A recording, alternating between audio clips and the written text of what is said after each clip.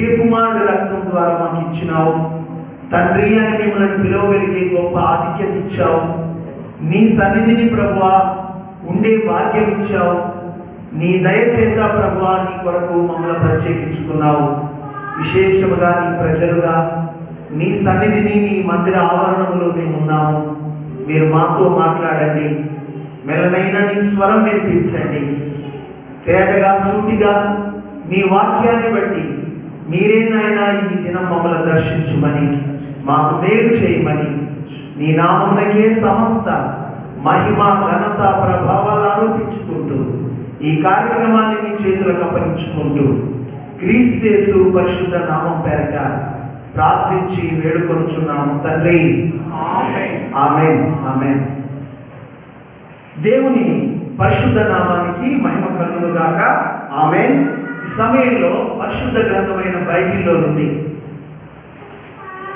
నేను ప్రార్థిస్తూ ఉండగా ప్రభువు మరి నా దినపాఠంలో నేను చదువుతున్న లేఖన భాగాన్ని చూపిస్తూ ఈ లేఖనాన్ని బట్టి ఈరోజు మాట్లాడాలి అని నిన్నటి దినము మరి నాతో ప్రభు సెలవిచ్చిన లేఖనం, నాకు ఆయన ఇచ్చిన మాటలు నేను మీ మధ్యకు తీసుకొని వచ్చాను. ఈ సమయంలో జాగ్రత్తగా ఈ దేవుని మాటలు కొంత సమయం మనం గమనించుతాం. రండి. దేవుడి వాక్యం లూకా సువార్త 18వ అధ్యాయం 35వ వచనము నుండి కొద్ది లేఖన వాక్యం మార్చి చదువుకుందాం. అనగా మత్తయి సువార్త, లూకా సువార్త 18:35 నుండి 43 వరకు ఉన్న వాక్యం మనం మార్చి చదువుకుందాం. ఆయన యెరికో పట్టణమునకు సమీపించినప్పుడు ఒక గుడ్డివాడు త్రోవ పక్కన కూర్చుండి భిక్షపడుకొనుచుండెను. జనసమూహము దాటిపోచున్నది. వాడు చప్పుడు విని ఇది ఏమని అడగగా, వారు నజరేయుడైన యేసు ఈ మార్గమున వెళ్ళుచున్నాడని వారితో చెప్పింది. అప్పుడు వాడు యేసు, దావీదు కుమారుడా, నన్ను కరుణించుమని కేకలు వేయగా, ఊరకుండుమని ముందర నడుచుచుండిన వారు వారిని గద్దించిరి. కానీ వాడు మరి ఎక్కువగా దావీదు కుమారుడా, నన్ను కరుణించుమని కేకలు వేసెను. అంతటా యేసు విని నిలిచి వాడిని తన యొద్దకు తీసుకురమ్మని. వాడు దగ్గరకు వచ్చినప్పుడు ఆయన, నేను నీకేమి చేయగోరుచున్నావని అడగగా, వాడు ప్రభువా, చూపు పొందగోరుచున్నానని. యేసు, చూపు పొందుము, నీ విశ్వాసము నిన్ను స్వస్థపరచునని వానితో చెప్పెను. వెంటనే వాడు చూపు పొంది దేవుని మహిమపరచుచు ఆయనను వెంబడించెను. ప్రజలందరూ అది చూసి దేవుని స్తోత్రం చేసిరి. చాలు.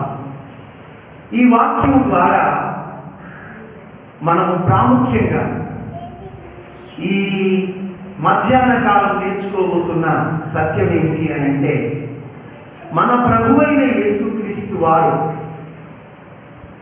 ప్రజలను శాపములో నుండి ఆశీర్వాదానికి నడిపిస్తున్నాడు.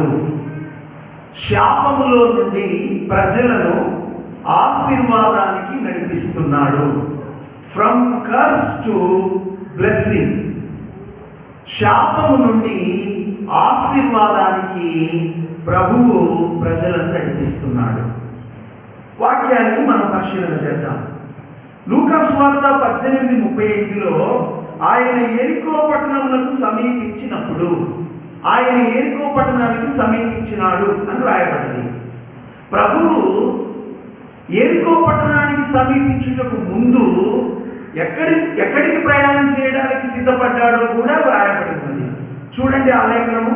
ఇదే లూకా సువార్త 18:31 నేను చదువుతున్నాను.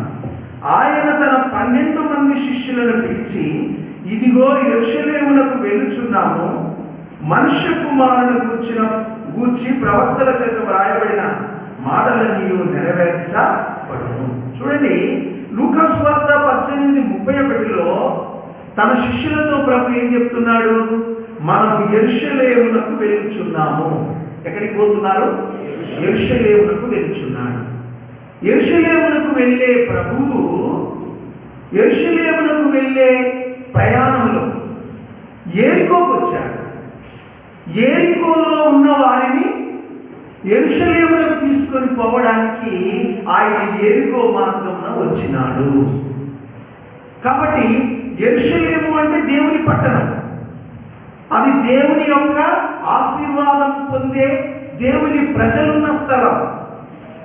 యెరికో అంటే శాపగ్రస్తమైన స్థలం.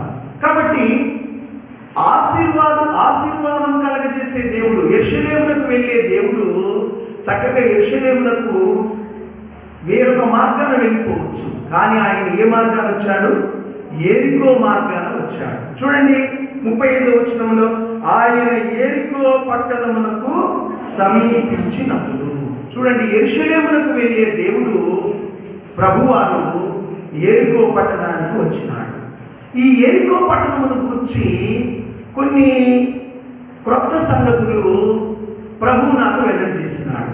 గమనించండి, ఏంటి ఆ క్రొత్త సంగతులు అని అంటే, యెరికో పట్టణము గురించి అందరికీ తెలిసిన లేఖనము మనం ఎరుగుదాం. ఆ లేఖనము ఒక్కసారి మనం చూసి ఆ క్రొత్త సంగతులు ఏందో నేర్చుకుందాం. రండి, యెహోషువ గ్రంథం 6వ అధ్యాయం 26వ వచనం.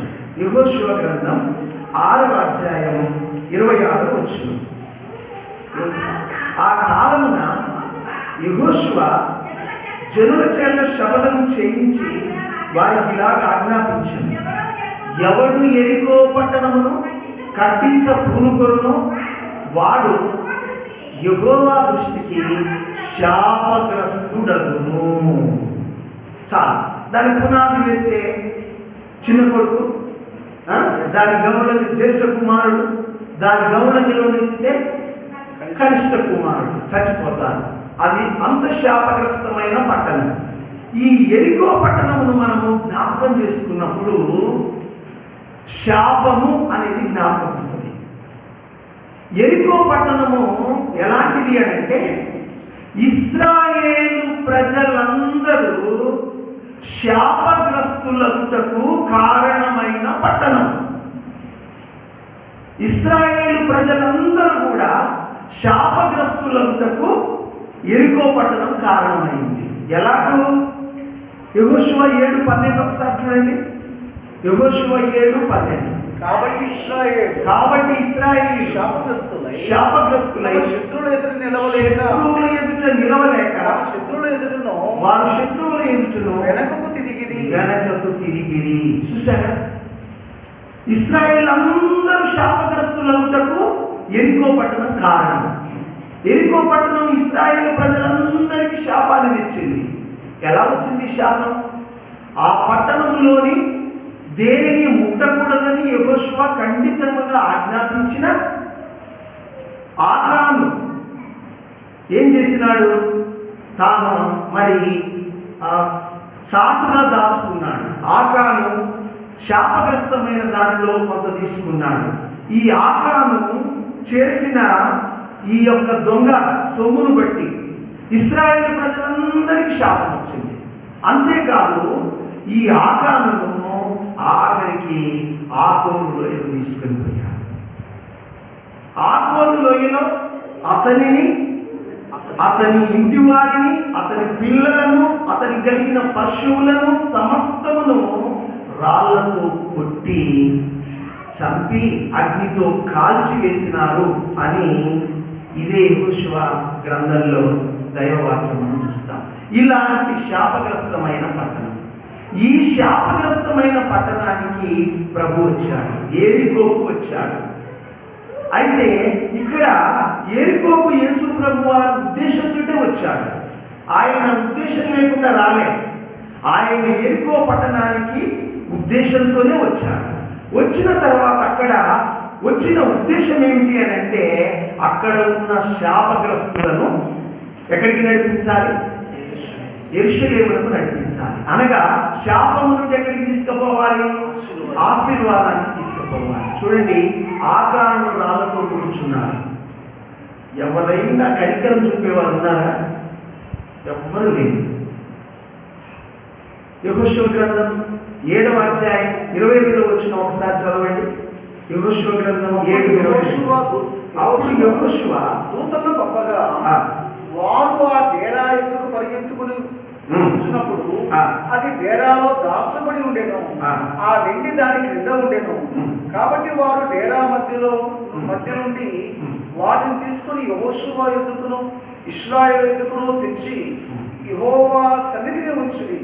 తరువాత యెహోషువ ఇశ్రాయేలందరూ జెరహు కుమారుడైన ఆకానును ఆ వెండిని ఆ పైవస్త్రమును ఆ బంగారు కమ్మిని ఆకాను కుమారులను కుమార్తెలను ఎద్దులను గాడిదను మందలను డేరాలు వాటి కలిగిన సమస్తము పట్టుకొని ఆకోరు లోయలో తీసుకొని వచ్చి అప్పుడు యెహోషువ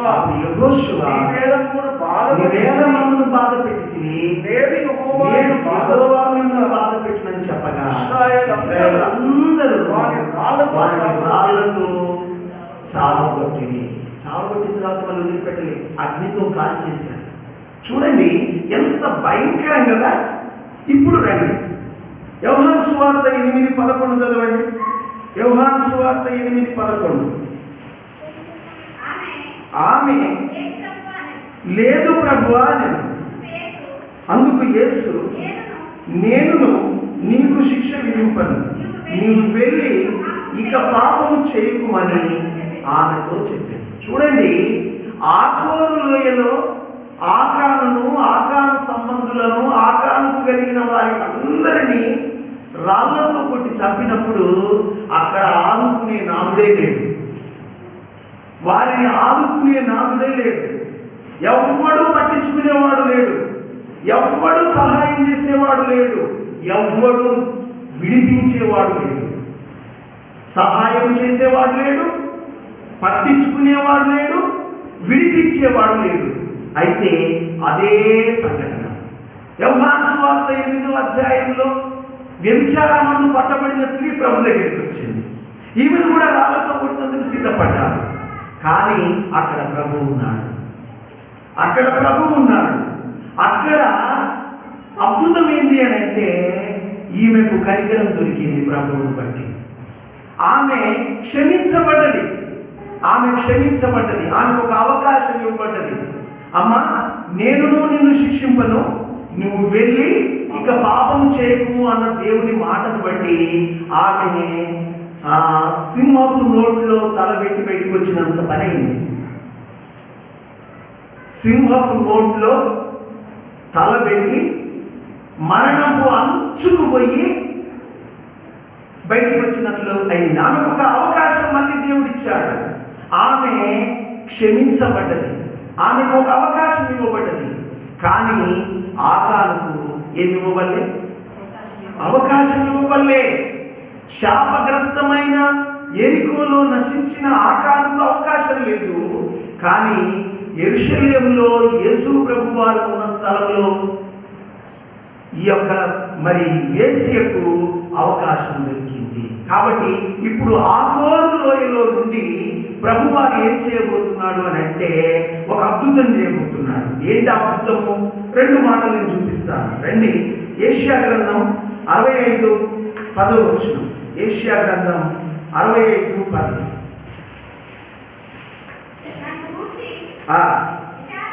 నన్ను గూర్చి విచారణ చేసిన నా ప్రజల నిమిత్తం షారోను గొర్రెల మేత భూమి అగును. అది మన పాయింట్. ఆకోరు లోయ ఎలా ఉంటుంది? పశువులు పరుండు స్థలముగా ఉండును. చూసారా? ఆకోరు లోయను పశువులు పరుండే స్థలముగా ప్రభు మారుస్తాను అన్నాడు. కాబట్టి ఆయనకు మొరపెట్టుకున్నారు, ప్రభువా ఈ స్థితిలో ఎవరూ మమ్మల్ని విడిపించేవారు లేరన్నప్పుడు దేవుడు ఆకోరు లోయ పశువులు పరుండే స్థలం అయింది. తర్వాత హోషేయ గ్రంథం 2వ అధ్యాయం 15వ వచనం చూడండి. హోషేయ గ్రంథం 2వ అధ్యాయం 15వ వచనం. హోషేయ 2:15 నేను చదువుతున్నాను, మీరు గమనించండి. అక్కడ నుండి దానిని తోడుకొని వచ్చి దానికి ద్రాక్ష చెట్లనిత్తును.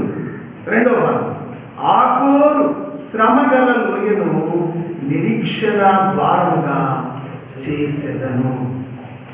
ఆకోరు అంటే బాధలోయ అని అర్థం. ఆకోరు అంటే దాని అర్థం ఏంటిది? బాధలోయ. ఈ శ్రమలోయను దేవుడు ఎలా చేస్తాడంటున్నాడు? నిరీక్షణ ద్వారంగా చేస్తా అంటున్నాడు. లోకంలో శాపగ్రస్తమైన స్థితిలో పడి ఉన్న వారికి, ఎవ్వరు పట్టించుకొని వారికి, ఎవ్వరు విడిపించలేని వారికి, ఎవ్వరు సహాయం చేయలేని నిస్సహాయులకు ప్రభువారు నిరీక్షణ కలగజేయడానికి ఆయన ఎరికో మార్గం గుండా వచ్చాడు. ఎరికో మార్గం గుండా ఆయన వచ్చాడు. ఆయన ఎరికో పట్టణమును సమీపించి, ఆ పట్టణము ఇది పాత పట్టణము అని బైబిల్ వ్యాఖ్యానకర్తలు చెప్తున్నారు. ఇక లూకా సువార్త 19లో కూడా మళ్ళీ ఎరికోలో ప్రవేశించనుంది కదా. ఇదేమో కొత్త పట్టణం. ఎరికో పాత పట్టణము లూకా సువార్త 18:35. ఎరికో కొత్త పట్టణము లూకా సువార్త 19 మొదటి వచనం. కాబట్టి ఈ పాత పట్టణంలో అక్కడ జనాలు ఉన్నారు. అక్కడి నుంచే ప్రారంభించాడు.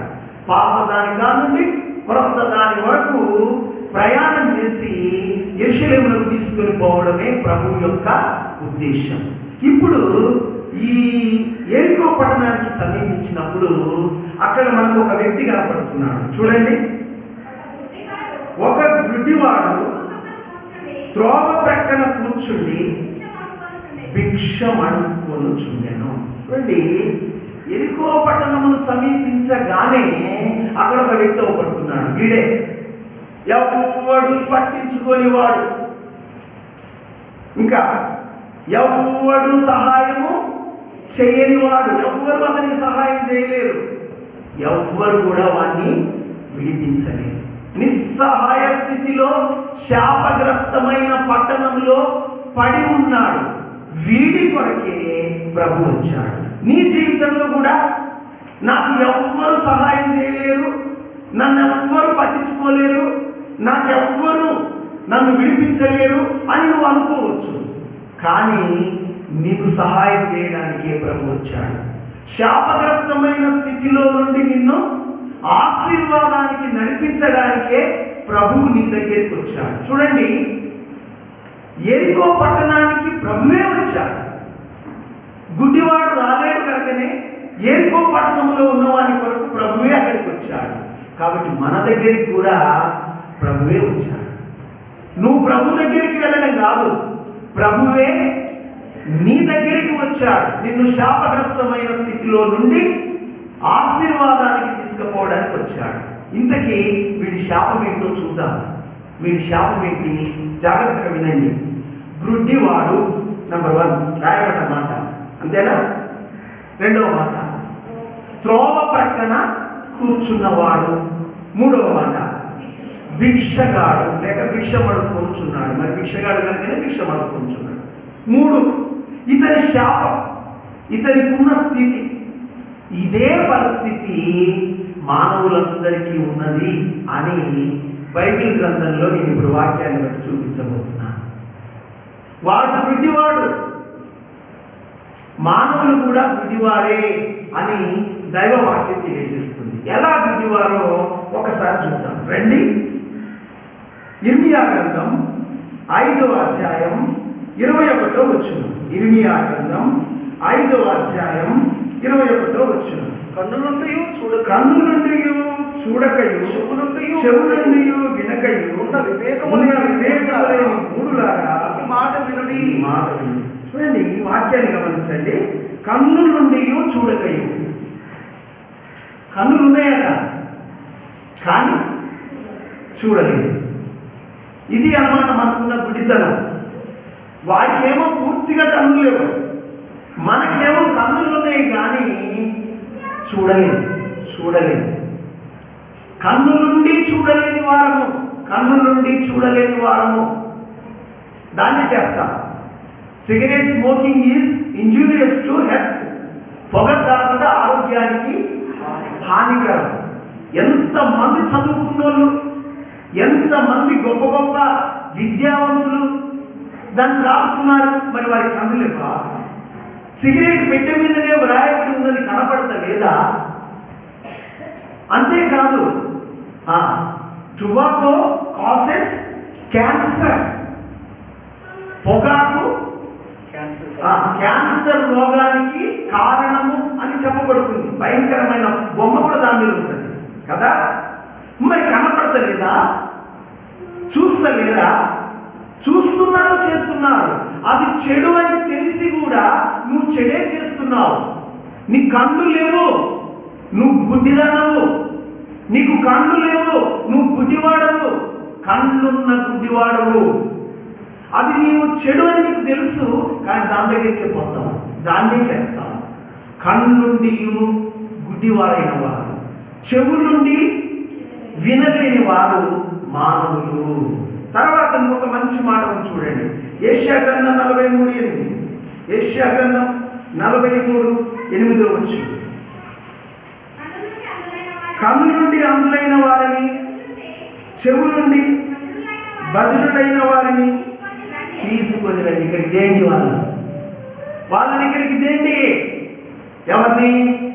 కన్ను నుండి అందులైన వారిని. కన్నులున్నాయి, వారు అందులైపోయారు.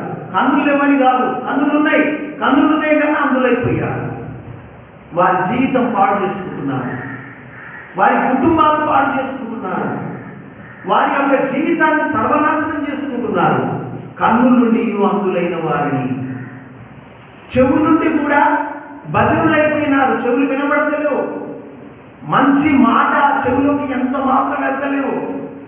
ఇలాంటి వారిని పట్టుకొని రండి, ఇలాంటి వారిని నేను బాగు చేస్తాను అని ప్రభు అంటున్నాడు.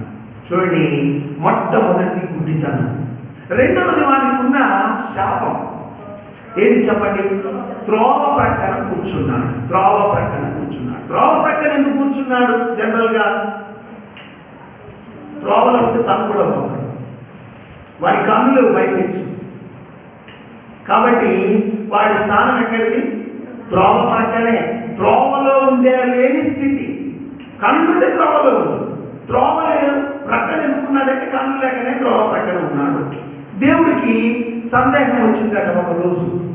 భూమి మీద ఉన్న మానవులు ఎవరైనా నన్ను వెతుకుతున్నారా, నన్ను చూస్తున్నారా అని దేవుడికి సందేహం వచ్చి ఆయన 2 పర్యాయాలు ఒక్కసారి భూమి మీద ఉన్న మానవులను చూశాడట. ఎందుకంటే ఆయన పైవాడు, మనము క్రిందివాడు. చూడండి ఒకసారి కీర్తన 14:2-3. కీర్తన 14:2-3. వివేకము కలిగి దేవుని వెతుకువాడు కలరేమో అని యెహోవా ఆకాశము నుండి చూచి నరులను పరిశీలించారు. వారందరూ దారి తొలగి బొత్తిగా చెడి ఉన్నారు. మేలు చేయువారెవరును ఒక్కడైనను లేడు. చూడండి ఆ మాట గమనించండి, అండర్లైన్ చేయండి.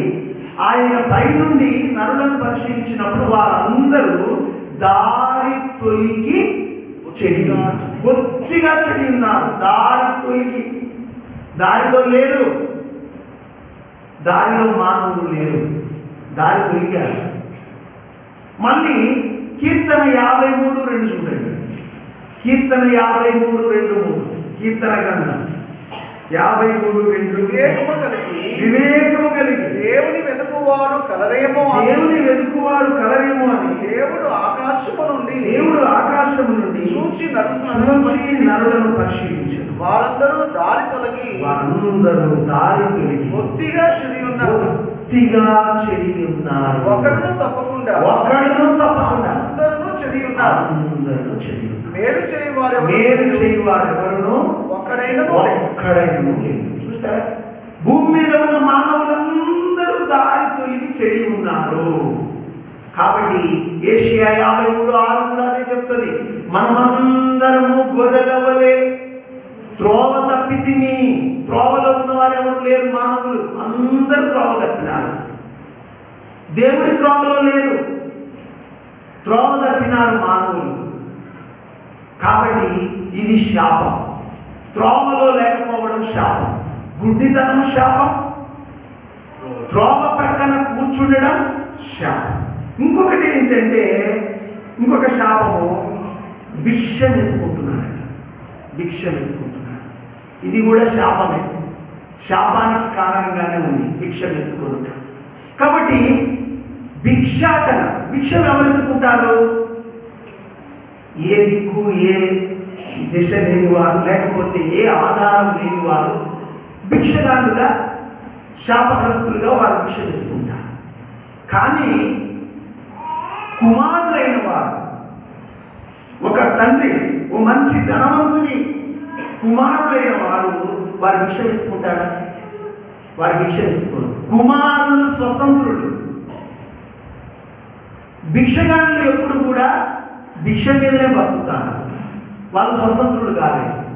కాబట్టి భిక్షము, మానవులు దేవుని యొక్క పిల్లలే, సర్వమానవాళి ఆయన పిల్లలే, కానీ ఆయన పిల్లలుగా స్వతంత్రించుకోలేని స్థితి. ఎందుకు స్వతంత్రించుకోలేని స్థితి అని అంటే, ఈ శాపగ్రస్తుల పక్షమున ఒకరు బలియాగం కావాలి. ఈ శాపగ్రస్తులను విడిపించుటకు ఒకరు పూచీబడాలి. ఒకరు పూచీబడితేనే ఈ శాపగ్రస్తులకు విడుదల కలుగుతుంది. ఈ శాపగ్రస్తులకు పూచీబడడానికి ఎవరున్నారు లోకాన? గుడ్డివారైన శాపగ్రస్తులకు, త్రోవ ప్రక్కన ఉన్న శాపగ్రస్తులకు, భిక్షగాలుగా స్వతంత్రత లేని వీరి పక్షాన పూటబడి పూచీబడే వ్యక్తి ఎవరున్నారు అని అంటే ఒక్కడు లేడు, ఒకే ఒక్కడు, ప్రభువైన యేసుక్రీస్తు.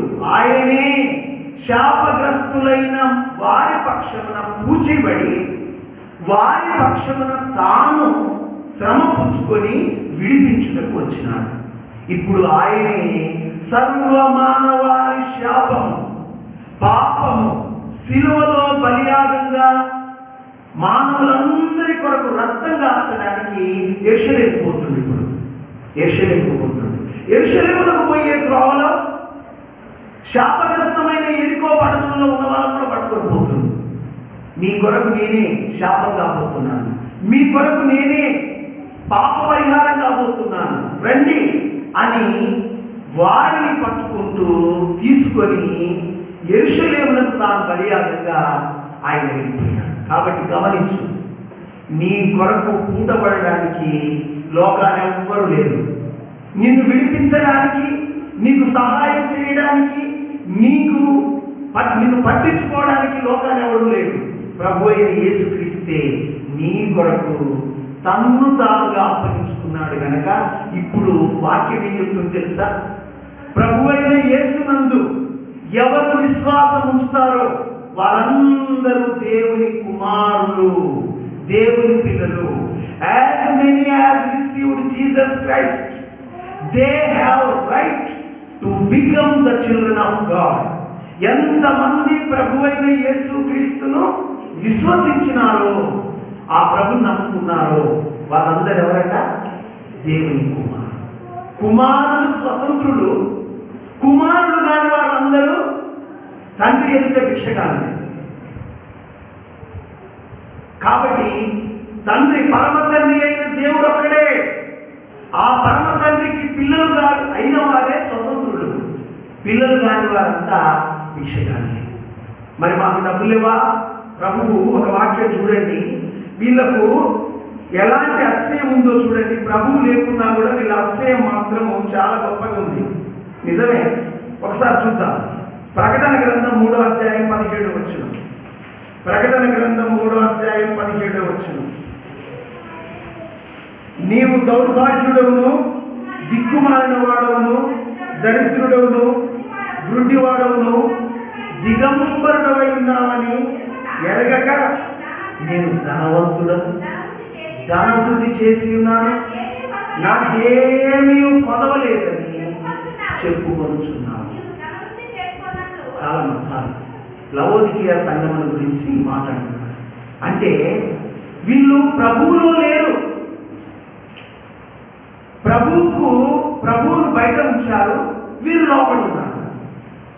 ప్రభువునేమో బయట ఉంచారు, వీరేమో లోపల ఉన్నారు. ప్రభు పేరు చెప్పుకుంటున్నారు. పైపెచ్చు మేము ధనవంతులం, మేము గొప్పవాళ్ళం, మాకేమి తక్కువ లేదు అని వీళ్ళ అభిప్రాయం. కానీ దేవుడి అభిప్రాయం ఎలా తెలుసా? నువ్వు దిక్కుమాలినోడివి, నువ్వు దరిద్రుడవు, దౌర్భాగ్యుడు అనేవి ప్రభు అంటున్నాడు. వీళ్ళు అంటారు కదా, మాకేం తక్కువ, మేము ధనవంతులం, మాకేమి తక్కువ లేదు, మాకు బిల్డింగులు ఉన్నాయి, మాకు మంచి కార్లు ఉన్నాయి, మాకు మంచి పొలాలు స్థలాలు చాలా ఉన్నాయి అని వీళ్ళంటే ప్రభు నువ్వు దౌర్భాగ్యుడు, దరిద్రుడు.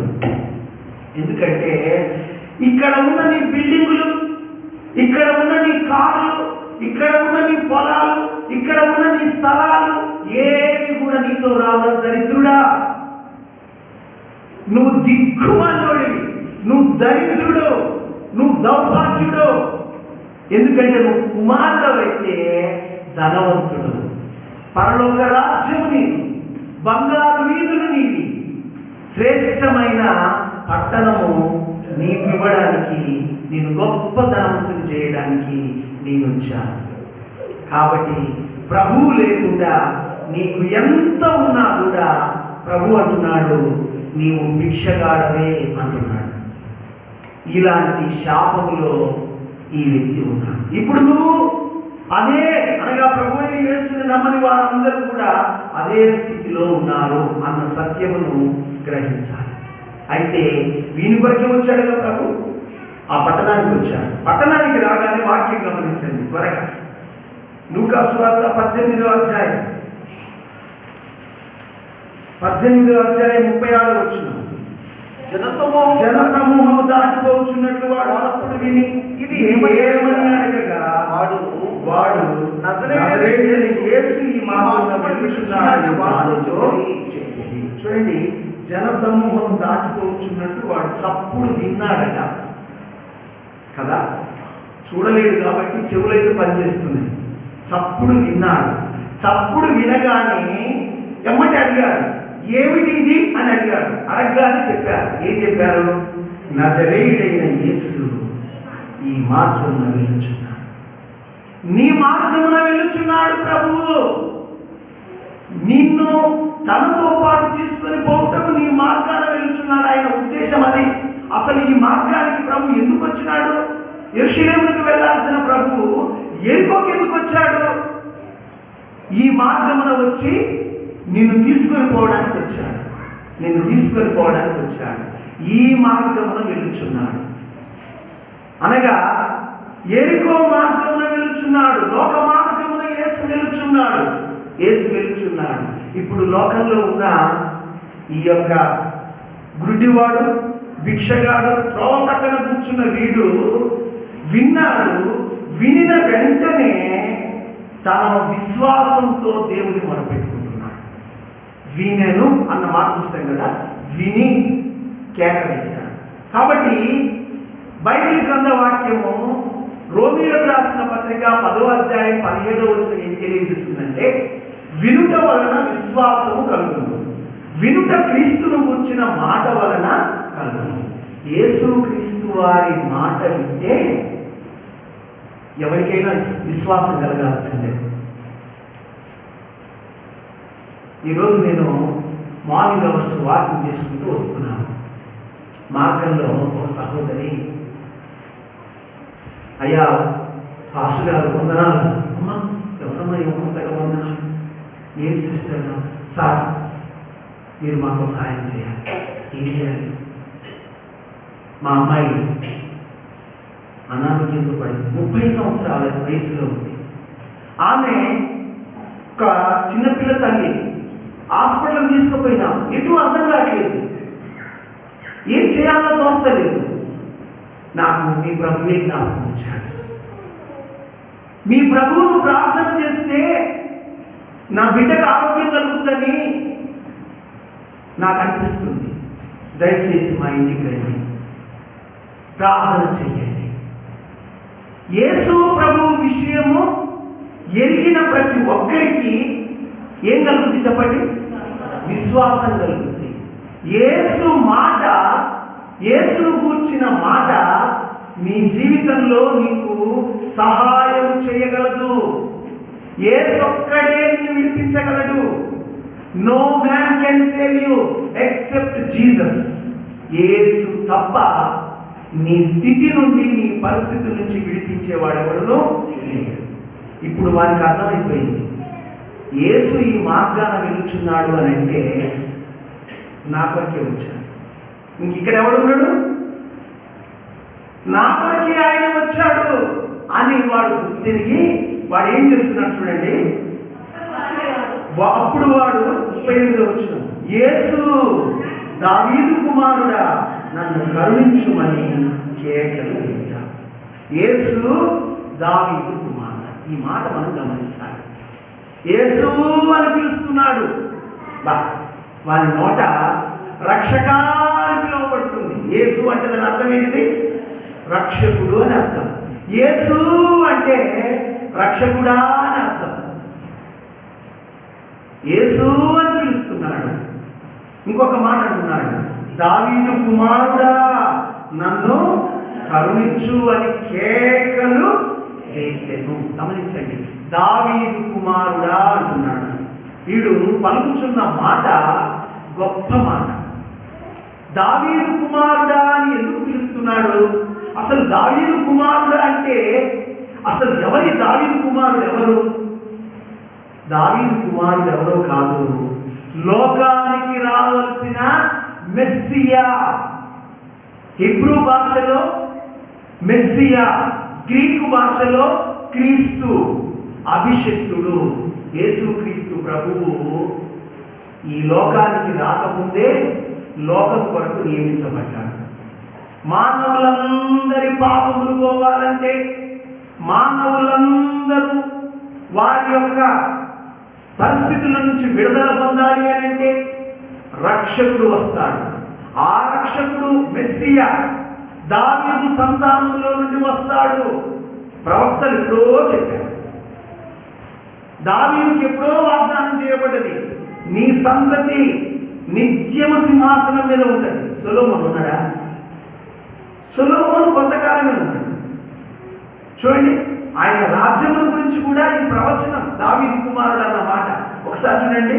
78వ కీర్తన, 72వ కీర్తన ఒకసారి రండి. ఈ మాట కూడా మనం గమనించడం మంచిది.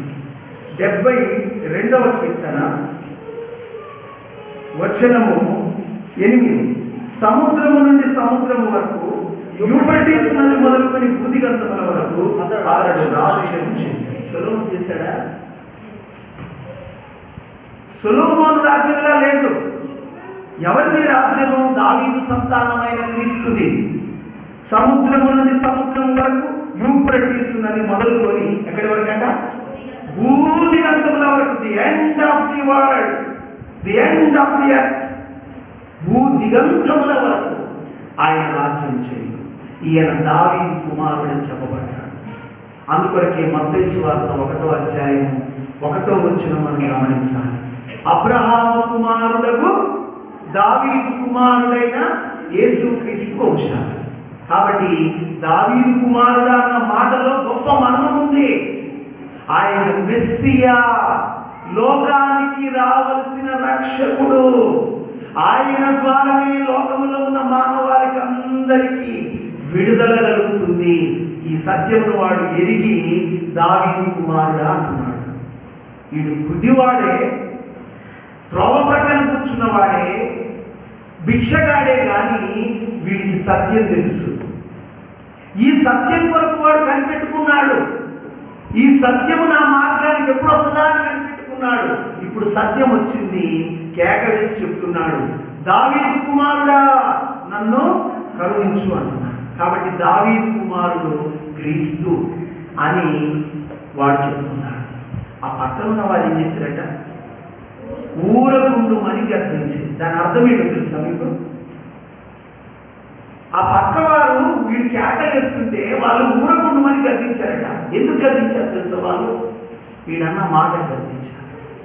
ఏమన్నాడు వీడు? దావీదు కుమారుడా అన్నాడు.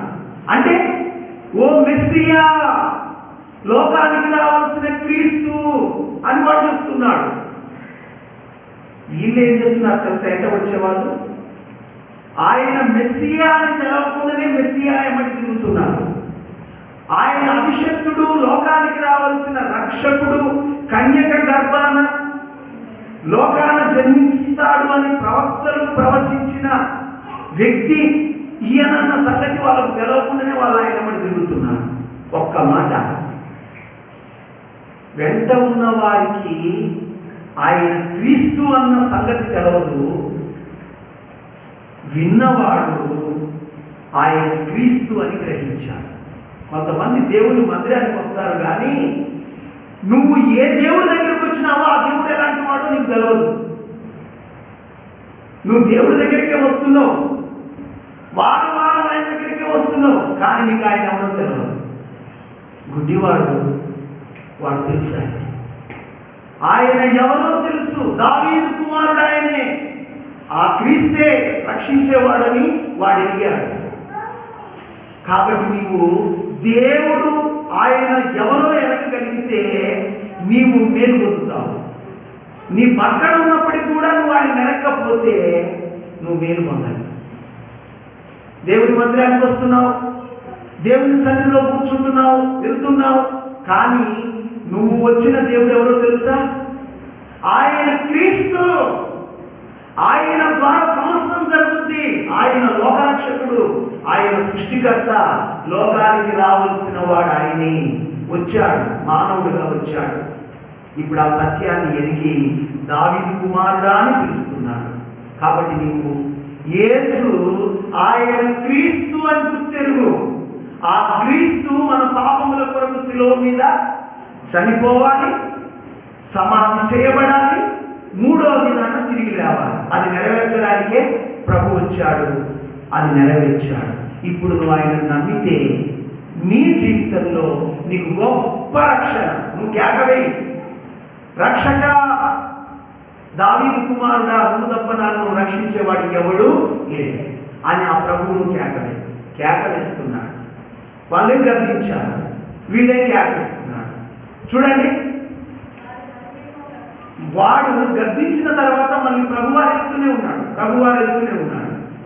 వాడట మరి ఎక్కువ కేకలు వేసిందట. మొదటిసారి దావీదు కుమారుడా యేసు నన్ను కరుణించుమని కేకలు వేయిస్తాను అని రాయబడింది. గద్దించిన తర్వాత ఏం రాయబడింది? మరి ఎక్కువ కేకలు వేసాను రాయబడింది. మరి ఎక్కువ కేకలు ఎందుకు వేశాడు? కారణం ఏంటి అంటే, ఎరికో పట్టణం మీదుగా ఆయన వెళ్ళిపోతున్నాడు, ఆయన దాటిపోతున్నాడు. ఆయన దాటిపోతే ఆపర్చునిటీ ఈజ్ ఓవర్. అదృష్టము, అవకాశము ఏమైపోతుంది? తొలగిపోతుంది. అవకాశం పోతే దాటిపోకముందే వీళ్ళేమో ఊరకుండు అంటున్నారు క్రీస్తు అని అన్నందుకు, వాడేమో ఎక్కువ కేకలు వేస్తున్నాడు. ఎందుకు కేకలు అంటే ప్రభు దాటిపోవద్దు. ఒక మాట చూడండి, ఏషియా గ్రంథం 55:6. ఏషియా గ్రంథం 55:6.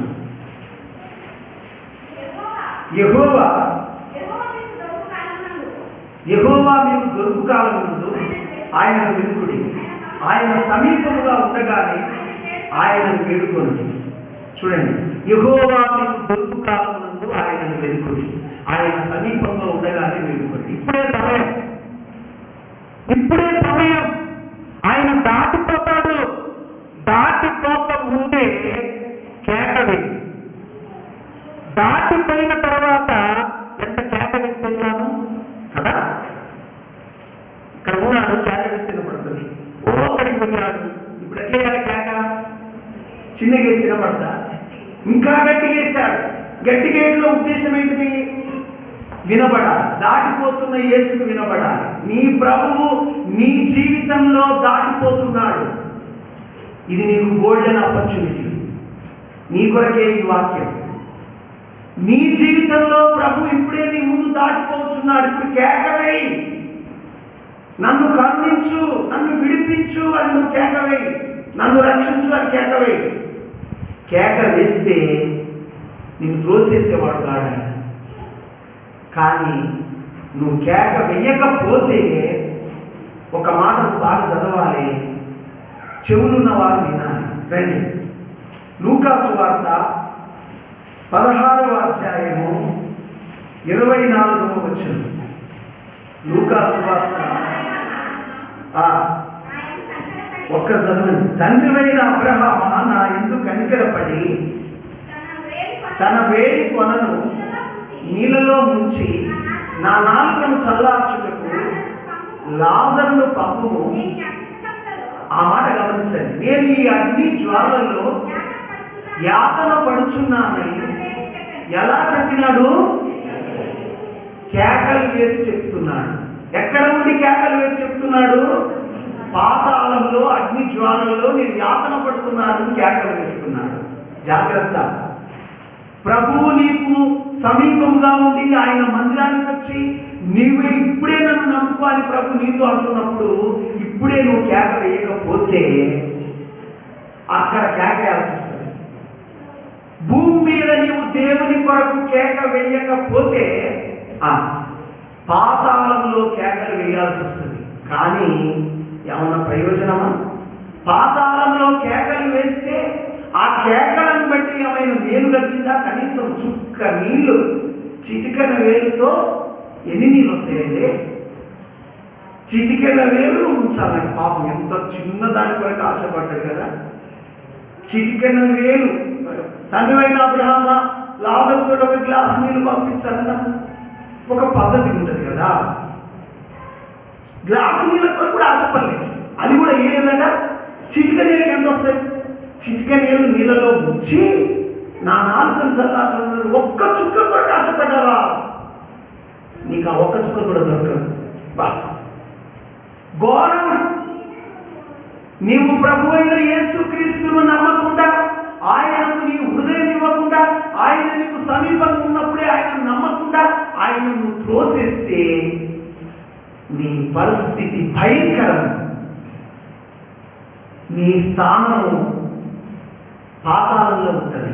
ఇప్పుడే నువ్వు బ్రతికుండగానే కేకవేయి. చనిపోయిన తర్వాత ఇక అవకాశం లేదు.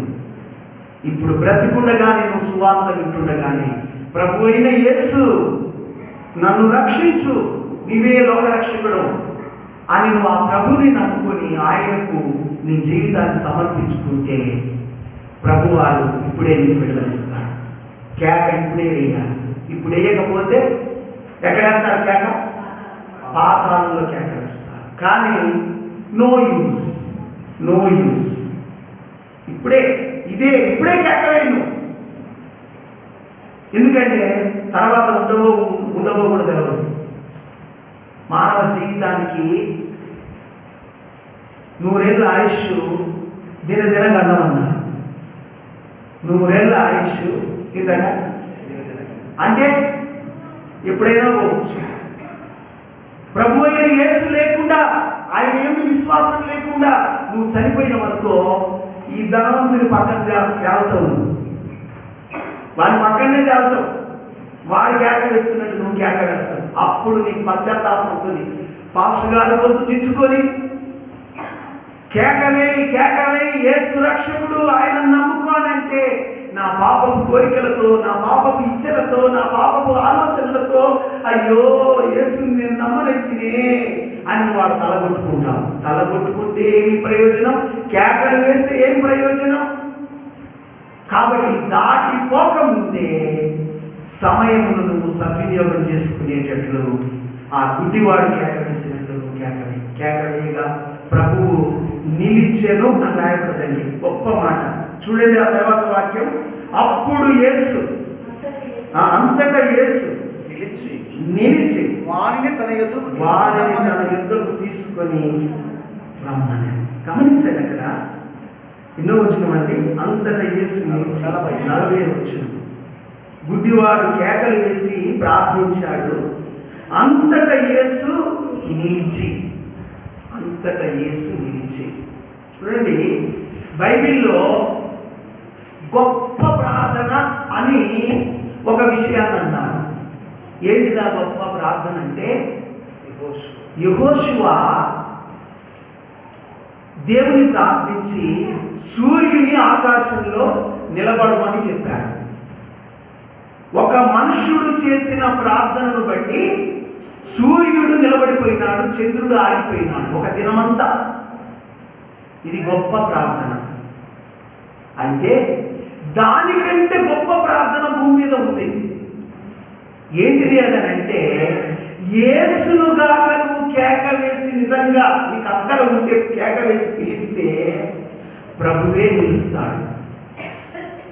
సూర్యుడు నిలబడడం గొప్ప విషయం కాదు. సూర్యుని చంద్రుని చేసిన దేవుడు నీ పిలుపుకు నిలబడతాడు. సూర్యుని సృష్టించిన దేవుడు నువ్వు పిలిస్తే ఆయన నిలుస్తాడు. కేసీఆర్ సార్ అని వెనకబడి నువ్వు కేక వేస్తే నిలుస్తాడా? పిఎం సార్ మోడీ గారు అని అంటే అసలు నిన్ను పట్టించుకునేవాడు ఉంటాడా? అక్కడ ఉంటాడు. నువ్వే కూర్చో, ఎవడైనా ఉంటాడా? కానీ యేసు నువ్వు కేక వేస్తే ఆయన ఏం చేస్తాడు? నిలుస్తాడు. ఆయన నిలిచాడు. నిజంగా నీ అక్కర తీర్చుటకు ఆయన నిలబడతాడు. చూడండి, ఇప్పుడు ఒక వాక్యం, ఏషియా గ్రంథం 30వ అధ్యాయం 18వ వచనం. ఏషియా గ్రంథం 30వ అధ్యాయం 18వ వచనం. కావున నీ యందు దయ చూపవలనని యెహోవా ఆలస్యం చేయుచున్నాడు, మిమ్మల్ని కరుణింపవలనని ఆయన నిలవబడి ఉన్నాడు. నీ యందు దయ చూపవలనని ఏం చేస్తున్నాడు? ఆలస్యం చేస్తున్నాడు. ఎందుకు ప్రభు ఆలస్యం అవుతుంది? పెళ్ళో అని ఎంత ప్రార్థన చేస్తున్నా ఆలస్యం అవుతుంది. పిల్లలో అని ఎంత ప్రార్థన చేసినా ఆలస్యం అవుతుంది. అక్కర కొరకు ఎంత ప్రార్థన చేసినా ఆలస్యం అవుతుంది అని నువ్వంటే ప్రభు అంటున్నాడు. మీకు దయ చూపవలనని యెహోవా ఏం చేస్తున్నాడు? నీకు దయ చూపడానికి ఆలస్యం చేస్తున్నాడు. మంచి షూటప్పుడు చూస్తాడు. నీకు దయ చూపవలనని ఆయన ఆలస్యం చేస్తున్నాడు. మిమ్మల్ని కరుణింపవలనని నిలవబడి ఉన్నాడు. నిన్ను కరుణించడానికి ఆయన నిలవబడి ఉన్నాడు. నిన్ను కరుణిస్తాడు. కాబట్టి ఆయన కరుణ పొందేటట్లు నీ కొరకు నిలవబడిన ప్రభు దగ్గరికి నువ్వు రావాలి. నువ్వు కేక వేస్తే దేవుడే నిలబడతాడు. యెహోషువ ప్రార్థన చేస్తే సూర్యుడు నిలబడ్డాడు. అది పెద్ద గొప్ప విషయం కాదు. నువ్వు కేక వేస్తే సూర్యుని చంద్రుని చేసిన దేవుడే నిలబడతాడు. అది గ్రేట్. ఎంత గొప్ప ఆధిక్యత దేవుడు ఇచ్చాడు. నువ్వు కేక వేస్తే నీ సృష్టికర్త నీ కొరకు నిలబడతాడు. ఆయన నిలుస్తాడు. నీకు సహాయం చేయడానికి సిద్ధంగా ఉన్నాడు. ఇంకెవరు లేడు ఈ లోకాన్ని. నీకు సహాయం చేయగలిగిన వాడు మరెవడూ లేడు, ఆయన తప్ప. ఆయన నిలబడి ఉన్నాడు, పిలుస్తున్నాడు. ఏమని పిలుస్తున్నాడు? నా యుద్ధకు వారిని తీసుకుని రండి. ఇంతకుముందు ఎవరు గద్దించారు? మీరేనా గద్దించింది? ఊరకుండమని గద్దించింది మీరేనా? ఇప్పుడు వీరికి ప్రభు చెప్తున్నాడు. ఏమని చెప్తున్నాడు? వారిని తీసుకుని రండి. ఇంతకుముందు ఊరకుండమని గద్దించిన వారు ఇప్పుడే ఏం చేయమంటున్నాడు ప్రభు? వారిని మీరే వారిని తీసుకుని రండి. కాబట్టి గద్దించిన వారు, ఊరకుండమని గద్దించిన వారు ప్రభు దగ్గరికి తీసుకొని వస్తున్నారు. ఎంత అద్భుతం ఇది!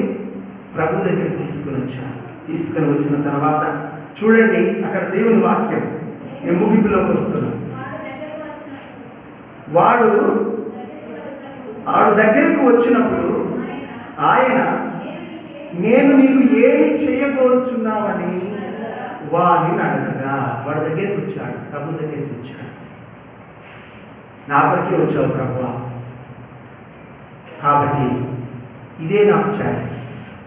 ఇంకా ఈ ఛాయిస్ దాటితే there is no choice for మీ.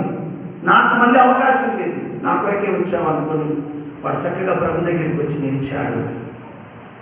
తర్వాత నేను నీకు ఏమి చేయకోరుచున్నాను అని ప్రభు వారిని అడిగాడట. ప్రభు నిన్ను కూడా అడుగుతున్నాడు, నేను నీకు ఏమి చేయకోరుచున్నాను?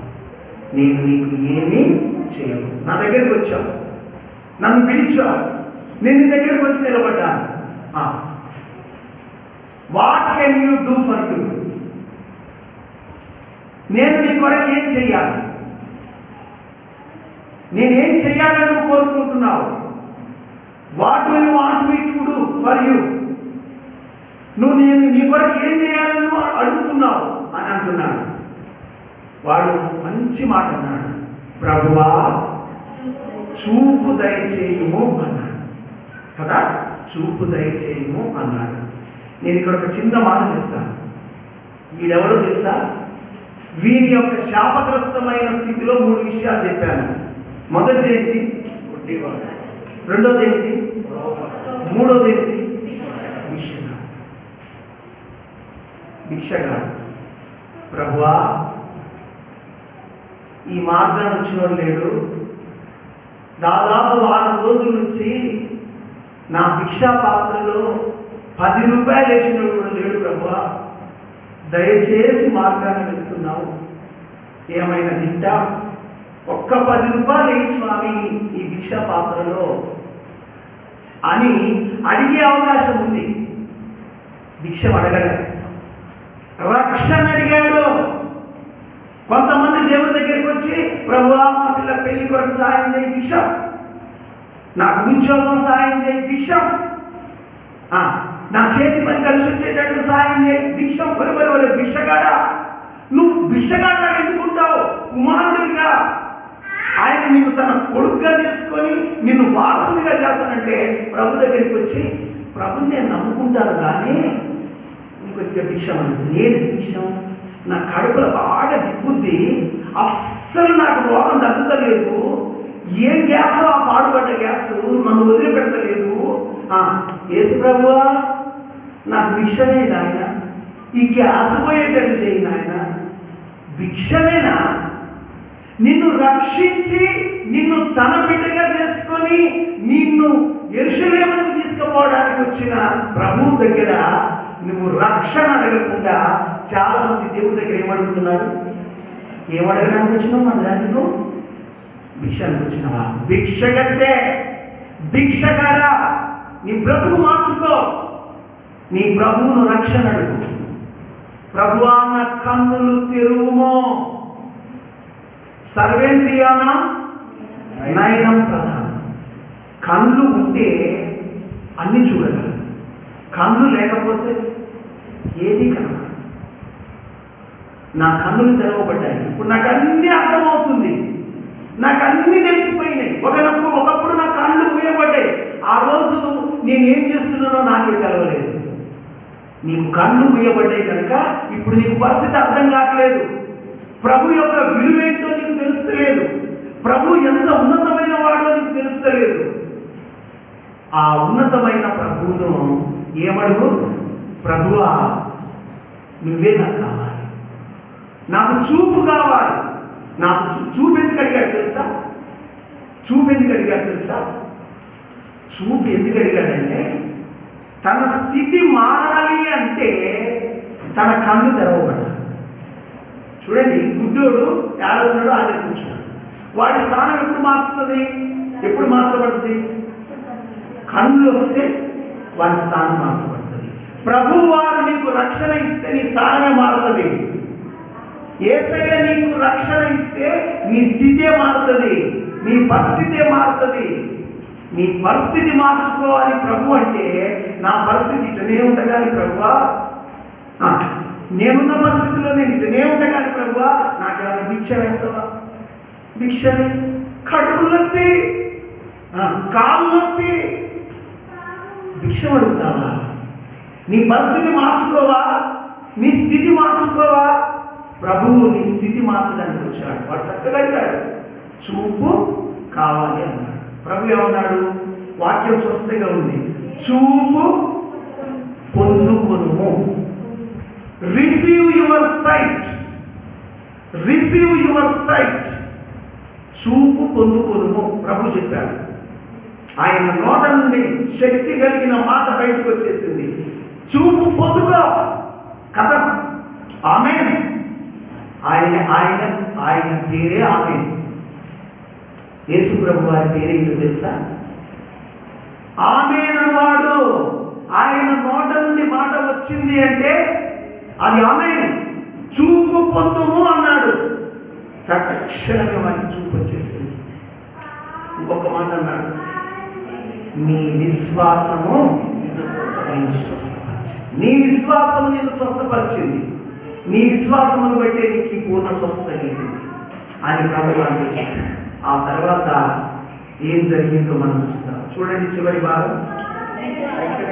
వెంటనే వాడు చూపు పొంది దేవుని మహిమపరచు ఆయనను వెంబడించును. అది అండర్లైన్ చేసుకోండి. చూపు పొంది దేవుని మహిమపరచుచు ఆయన వెంట వెళ్ళి. చూపు పొందాడు, దేవుని ఏం చేస్తున్నాడు? మహిమపరుస్తున్నాడు. దేవునికి స్తోత్రం. ఇంకొక మాట చెప్పనా? ప్రభు యేసు ప్రభు దగ్గరికి వచ్చాడు. ప్రభువా నాకు చూపు దయచేయము అన్నాడు. ప్రభు వారు ఎదురుకుంటే ఏమన్నాడు? రిసీవ్ యువర్ సైట్ అన్నాడు. మొట్టమొదటి ఎవరు చూశారంటారు? వాడు కళ్ళు తెరవబడడంతో ఎవరు చూశాడు? యేసునే చూశాడు. తన ఎదుట ఉన్న ప్రభువునే చూశాడు. ప్రభు ముఖంనే దర్శనంగా వాడి ఇంతకాలం కళ్ళు మూయబడ్డాయి. ఇప్పుడు ప్రభువును చూశాడు. ప్రభువును చూడగానే ఇక నాకేం తక్కువ,